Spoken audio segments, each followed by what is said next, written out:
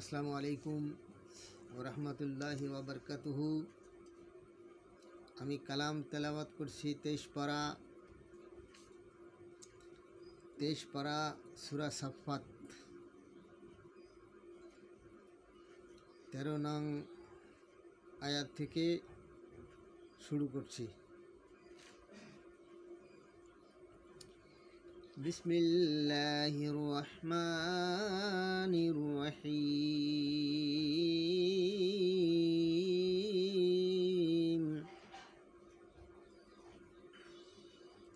وَإِذَا ذُكِّرُوا لَا يَذْكُرُونَ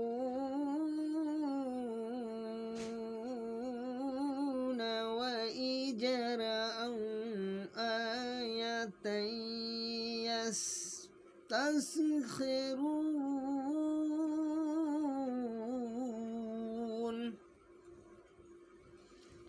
وَقَالُوا إِنْ هَذَا إِلَّا سِحْرٌ مُبِينٌ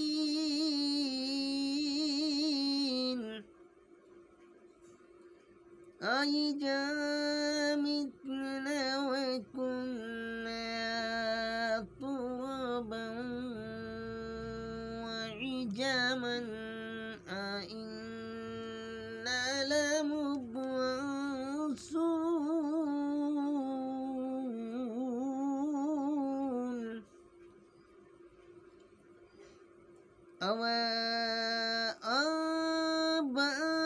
آبَاؤُنَا الْأَوَّلُونَ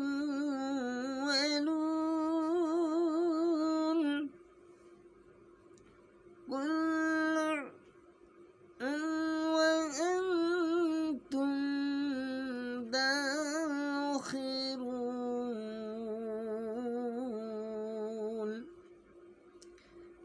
فَإِنَّمَا هِيَ زَجْرَةٌ وَاحِدَةٌ فَإِذَا هُمْ يَنْظُرُونَ